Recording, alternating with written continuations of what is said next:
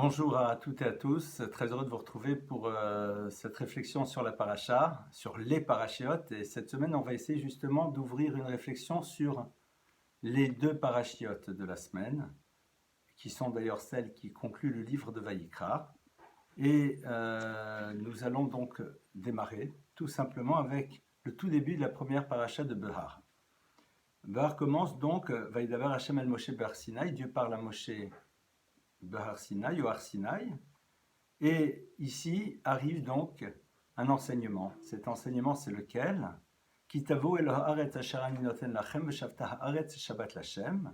Lorsque vous viendrez vers la terre d'Israël que je vous donne, et la terre se reposera un Shabbat pour Dieu. Alors, quelle est cette notion? Vous la connaissez déjà sûrement. Cette notion, c'est celle que l'on appelle de la Shemitah, c'est-à-dire l'obligation qui existe en terre d'Israël de tous les 6 ans, c'est-à-dire la 7e année, eh bien laisser la terre en jachère, totalement, complètement, ne pas y toucher. D'ailleurs, cette obligation reste, et même valable actuellement, et nous savons qu'en Israël, eh bien, il existe de plus en plus de personnes qui respectent cette obligation de laisser la 7e année la terre en jachère.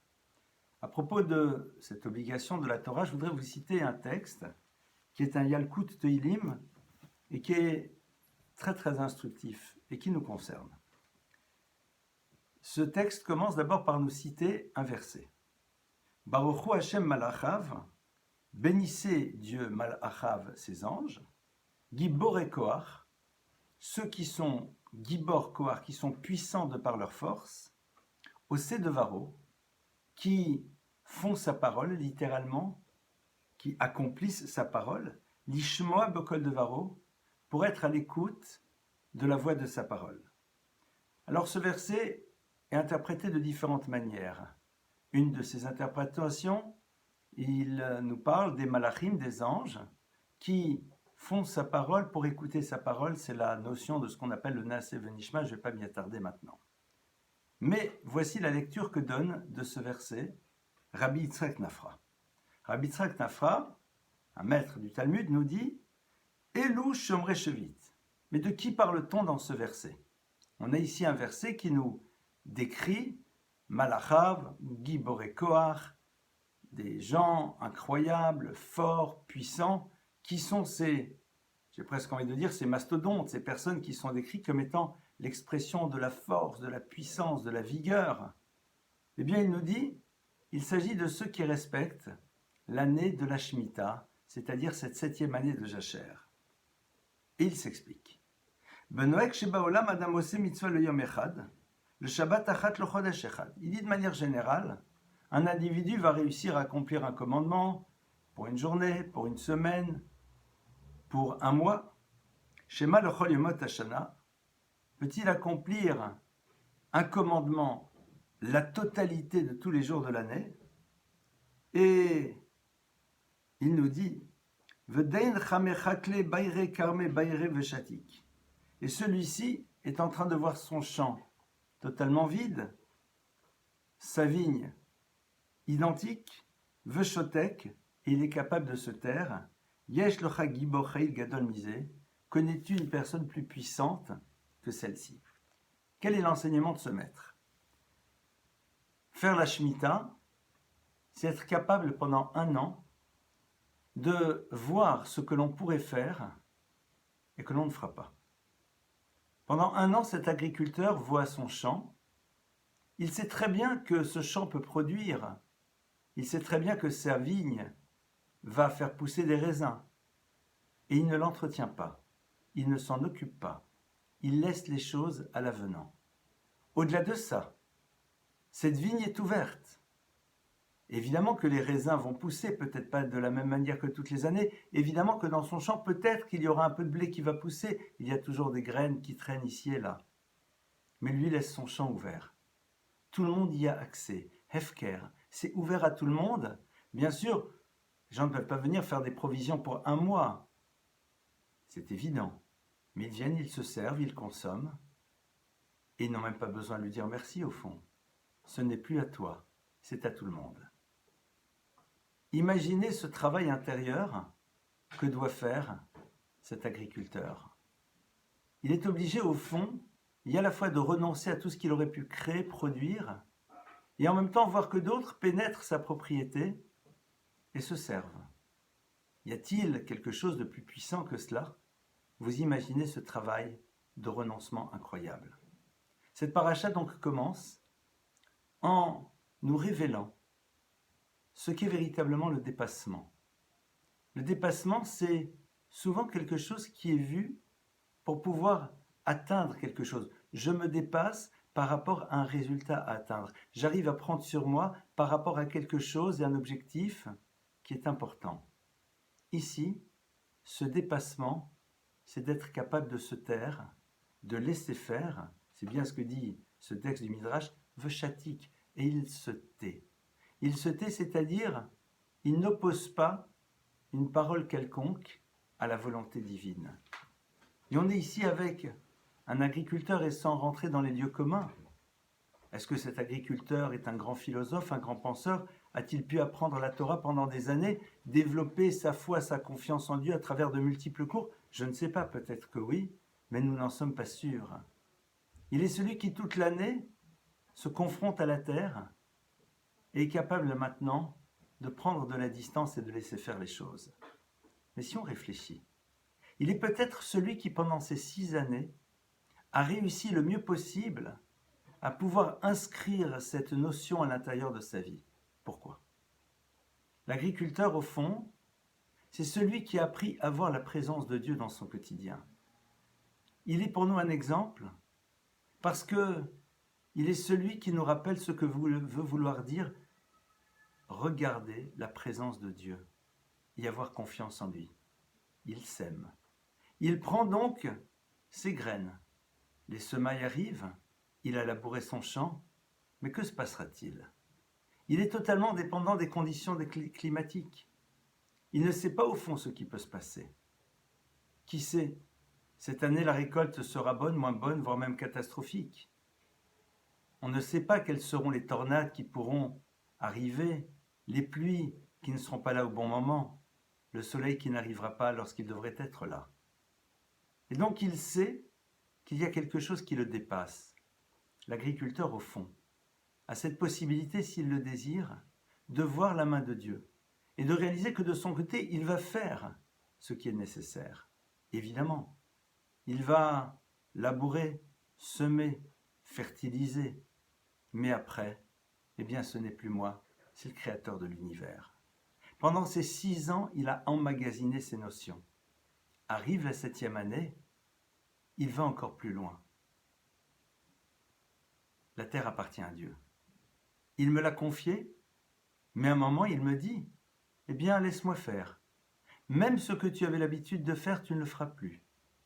Évidemment, dit le texte, la bénédiction sera présente la 6e année. Tu auras une récolte beaucoup plus abondante qui te permettra de te nourrir. Mais c'est cette dimension de « je suis le propriétaire, les choses m'appartiennent, je gère, laisse, je gère ». Non, tu ne gères rien du tout. Tu as l'impression de gérer, mais tu ne gères pas. Tu fais ton travail, tu accomplis ce que l'on t'a demandé de faire.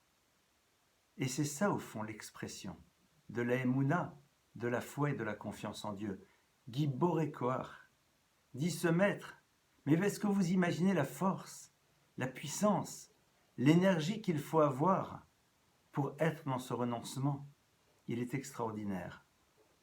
Baruch Hu Hashem Malachav, c'est vous qui pouvez bénir Dieu. Malachav, ils sont comparés à des anges, c'est-à-dire il y a quelque chose de supranaturel dans ce comportement, mais que néanmoins, l'individu est capable de faire exister à l'intérieur de sa vie. Voici déjà le premier enseignement, l'enseignement du dépassement dans le renoncement, l'enseignement du dépassement dans l'expression extrêmement concrète et réelle de la foi et de la confiance.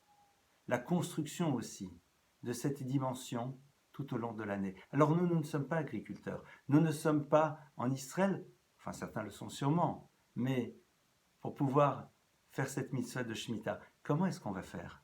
Comment est-ce qu'on va faire pour cela? Eh bien, il y a plusieurs manières, mais j'ai envie de vous en proposer une. Tous les jours, nous prions. Certains prient dans un texte, d'autres prient dans leur cœur, d'autres prient avec leurs propres mots, mais nous prions.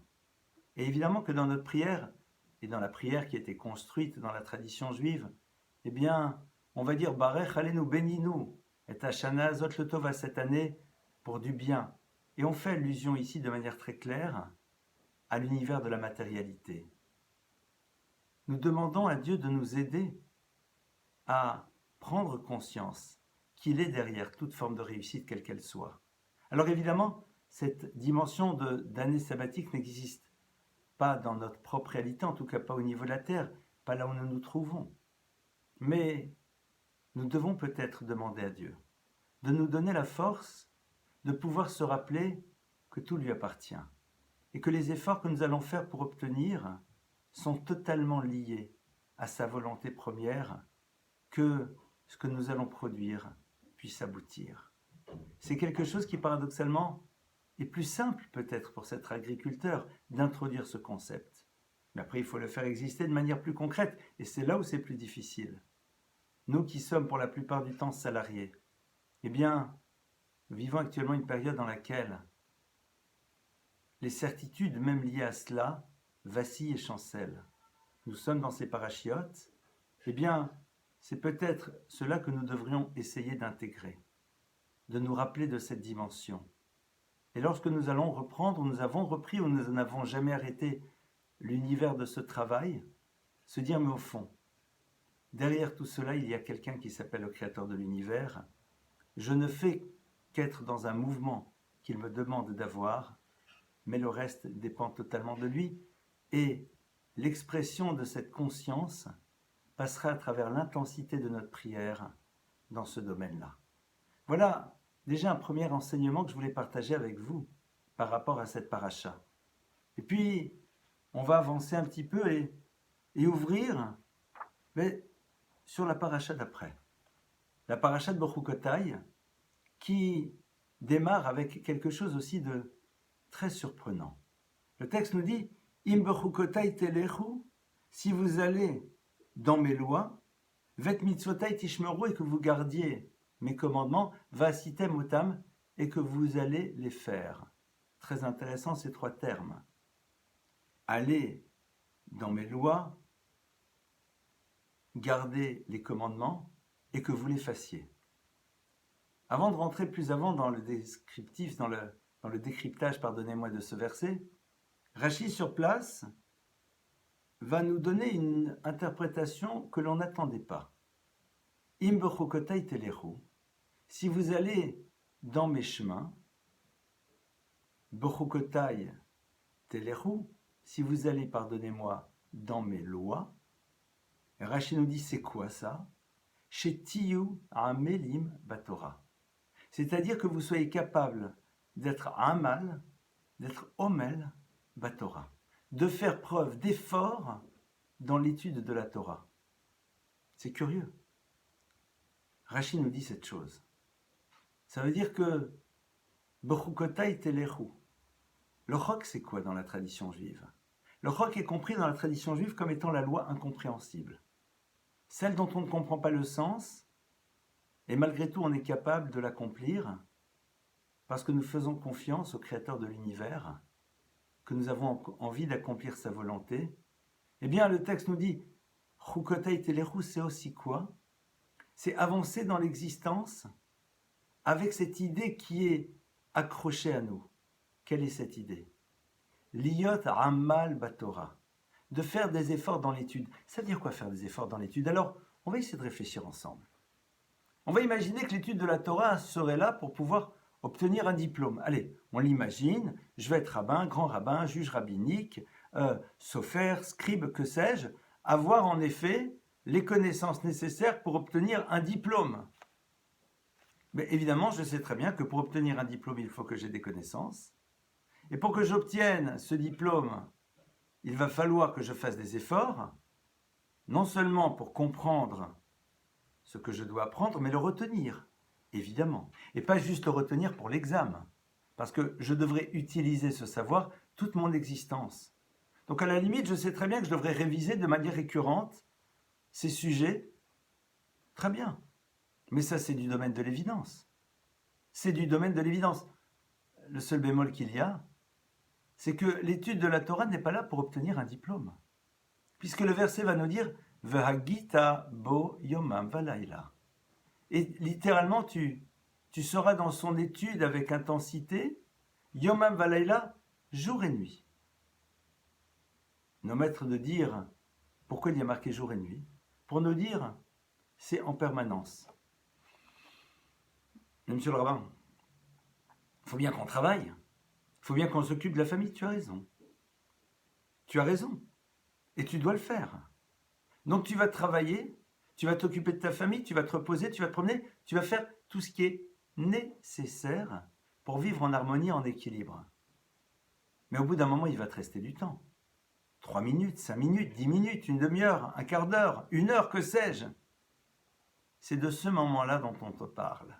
Vagitabo yomam valayla, c'est-à-dire lorsque tu auras terminé de faire tout ce qui t'est nécessaire, que ce soit le jour, que ce soit la nuit, eh bien tu te consacreras à l'étude. Mais je suis ingénieur, je suis avocat, je suis serrurier, je suis plombier, je suis cuisinier, je suis chef d'entreprise, que sais-je, médecin ou autre. Alors, je ne suis peut-être pas tellement concerné. Et c'est là où la Torah me dit si.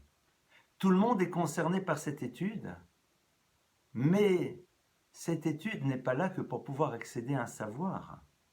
Elle a une valeur intrinsèque. Elle a une valeur en tant que telle.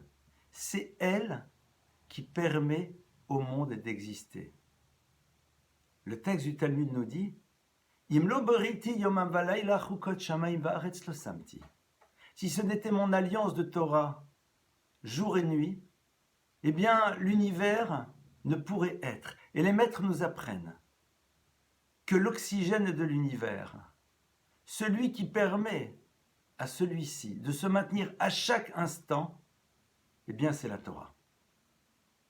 La Torah, l'accomplissement des mitzvot et la prière. Mais il y a une différence. Et pour cela, on va rentrer un tout petit peu, non point dans les arcanes de la Kabbalah, mais sur quelques notions qui sont rapportées dans l'enseignement de la Kabbalah. Et ces notions-là prennent leurs racines très très loin, dans la réflexion sur ce qui s'est passé au moment de la création de l'univers. Le Nefesh HaChaim Rab Chaim Ivologine va en effet développer l'idée suivante qui est basée sur les enseignements du Zohar. Lorsque Dieu crée l'univers, il va faire en telle sorte que la continuité de celui-ci soit assurée par celui qui doit être le couronnement de cet univers, c'est-à-dire l'être humain. Il met en place un système extrêmement complexe, à l'image du corps de l'humain, d'une complexité folle, et qui va faire que cet univers non seulement va perdurer, mais changera et surtout sera sujet à des mouvements qui seront conditionnés par les mouvements et l'action de l'être humain sur Terre. Et l'étude de la Torah va être l'élément qui permettra le maintien de cet univers à chaque moment. Et le Zohar explique, et le Nefesh HaChaim le développe, que si pendant une fraction de seconde l'étude de la Torah n'était pas présente d'une quelconque manière dans cet univers, celui-ci ne peut plus être. L'élément qui maintient cette structure, c'est l'étude de la Torah du peuple d'Israël. Vous savez que lorsque la Yeshivat Mir s'est retrouvée à Shanghai pendant la dernière guerre mondiale, ils avaient instauré une étude de la Torah 24 heures sur 24, sans interruption aucune, à travers des groupes d'élèves. Nous étions en pleine Shoah. Ils savaient parfaitement ce qui se passait dans le monde. Il y avait la réflexion suivante. Qui nous dit qu'à chaque seconde, qu'à chaque moment, l'étude de la Torah est présente dans cet univers? Et c'est la raison pour laquelle, 24 heures sur 24, l'étude était présente. La Torah est l'oxygène de l'univers. Elle est celle qui, de par son étude, lui permet de se maintenir. Il y a quelque chose ici qui est du domaine de la Kabbale et de la mystique. Et évidemment, le Nefesh HaChaim, entre autres, nous explique beaucoup plus profondément le pourquoi de ce système. La pratique des commandements, la prière, sont là, dit le Nefesh HaChaim, pour permettre à ce que les canaux d'accès de la bénédiction dans le monde, pour toute l'humanité, s'ouvrent de la manière la plus large possible. Ce qui revient à dire que nous sommes dans un monde des possibles dans lequel beaucoup de bonnes choses peuvent arriver. À nous, à travers notre prière et l'accomplissement des mitzvot, de faire en telle sorte que ces canaux puissent s'ouvrir au maximum et prodiguer pour l'univers tout entier ce dont il a besoin. Si vous allez dans mes chukim, c'est-à-dire dans ces statuts, c'est-à-dire dans en effet cette dimension incompréhensible de tout ce que la Torah représente. Pour beaucoup, la Torah, c'est un livre d'histoire. Pour d'autres, la Torah, c'est quoi? C'est le livre des commandements. Et puis ça s'arrête là. Mais lorsque vous allez prendre conscience, lorsque nous allons prendre conscience que chaque mot de Torah que l'on prononce véhicule une énergie qui permet au monde de se développer, d'exister, il y a quelque chose qui nous dépasse. C'est un chok, c'est une loi que Dieu a mis en place, comme ces lois qui régissent l'univers. Elles sont là, elles sont présentes et elles le maintiennent. Eh bien, au niveau spirituel, l'architecture de l'univers ne peut fonctionner que parce qu'il y a à l'intérieur de tous ces systèmes, de toutes ces forces, un élément qui s'appelle la spiritualité qui se dégage de l'étude de la Torah. Et ça, c'est un choc. Pourquoi? Parce que on ne peut pas arriver jusqu'au bout, en tout cas à notre niveau, pour comprendre véritablement comment ça se passe. C'est-à-dire, évidemment, on peut avoir une image, on peut avoir des idées. On peut savoir que, par exemple, de l'air comprimé peut soulever des choses extrêmement lourdes. Pourtant, c'est de l'air. Mais lorsque tu le comprimes, il est capable de soulever des poids colossaux. On le sait, c'est pas simple à appréhender, mais c'est une réalité. Il en est de même pour l'étude de la Torah. Mais là, Rashi nous rapporte quelque chose de supplémentaire. De nouveau, cette idée du dépassement. Nous avons vu au tout début du cours le dépassement de celui qui, dans sa foi profonde, est capable de mettre sa terre en jachère, et surtout pas sa tête d'ailleurs, parce que sa tête doit être justement à ce moment-là encore plus consacrée à l'étude, et voir d'autres rentrer chez lui et les laisser faire. Dépassement de l'individu qui a une foi profonde en Dieu. Et là, on est en train de nous parler de la notion de Amal. Amal, c'est quoi? C'est l'effort. Le mot Amal, eh bien, c'est les mêmes lettres que le mot Olam, l'univers. C'est les mêmes lettres que le mot Me'al, c'est-à-dire qui va au-delà d'eux. L'univers n'existe que parce qu'il existe à l'intérieur de ce monde des personnes pour qui la notion du dépassement fait partie de leur quotidien, fait partie de leur programme d'existence. Amal à Torah, c'est justement être capable de consacrer chaque instant de disponible à cette étude. Et comme on l'a vu tout à l'heure, une fois qu'on s'est occupé de son épouse et de ses enfants comme il se doit, une fois que l'on s'est occupé de soi-même comme il se doit, une fois que l'on a fait ce qui était nécessaire pour pouvoir nourrir toute notre famille, une fois qu'on s'est détendu, qu'on s'est reposé, qu'on a donné à notre vie matérielle, à ce corps qui est le vecteur de l'âme et son véhicule, tout ce qui lui est nécessaire, et une fois qu'on a assumé nos responsabilités vis-à-vis des autres, à ce moment-là, on va être dans l'étude qui est là pour l'étude, pour elle-même. Évidemment qu'elle nous procure de la joie, de par les connaissances qu'elle nous donne, de par les ouvertures qu'elle crée à l'intérieur de notre vie, c'est sûr, et c'est extraordinaire. Mais en même temps, elle a une valeur intrinsèque, et la notion du dépassement, elle est liée au désir d'aller jusqu'au bout pour pouvoir essayer de comprendre ce que nous apprenons, ne pas mettre de côté les choses de par leurs difficultés. Ce n'est pas simple, c'est très complexe. La notion de Amal HaTorah, c'est celle dans laquelle nous allons essayer de ne pas rester dans une quelconque forme de superficialité et essayer à notre niveau de pénétrer plus avant le sens de ce que nous apprenons. Évidemment, la finalité de cette étude, c'est l'étude. Et cette étude, évidemment, transforme l'être. Elle est celle qui maintient le monde. Mais au-delà de cela, elle permet une construction différente de nous-mêmes. À tel point qu'à un moment, le verset, le texte, pardonnez-moi, un texte, va nous dire la chose suivante. Je crois que c'est un midrash. Dieu dit, Alvaï, oti azvu vetorati shamaru. She'amor sheba marzira le mutav. Dieu dit, oula, même si le peuple d'Israël m'oublie, vetorati shamaru, mais qu'il garde ma Torah. C'est-à-dire qu'il continue à l'étudier. Mais c'est vrai que à un moment, on ne pense plus trop à Dieu. La lumière qui est à l'intérieur de cette Torah peut les ramener vers quelque chose qui les transformera. L'étude de la Torah a une dimension qui nous dépasse. Combien de fois ai-je pu voir, lorsque j'étudiais avec des personnes qui débutaient, la jubilation qui était la leur, à l'issue d'une étude dans laquelle nous n'avions pas développé de grands concepts philosophiques, dans lequel ce n'était pas l'impression d'être devenu plus intelligent que les autres qui étaient présentes, comme on peut le voir souvent. On fait partie de cette nomenclatura, de cette classe sociale qui apprenons, et puis on n'apprend pas avec n'importe qui, hein. Il ou elle est prof de ce que vous voulez, hein, de maths, de n'importe quoi. Non, non, non.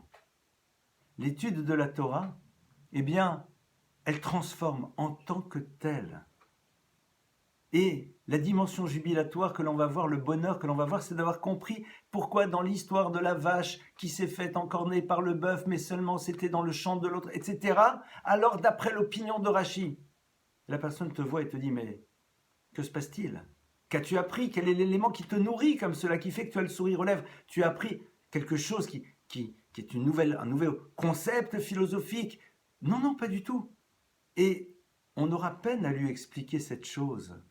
Qu'il s'agit d'une canne, d'une vache, d'un bœuf, ou alors d'une souka dont on a compris que si elle faisait plus de vin, elle est plus cachère, mais par contre, etc. Et que d'après l'opinion de Rabbi Yehuda, cette personne de nous regarder, de nous dire, mais que se passe-t-il? Ham Or Sheba.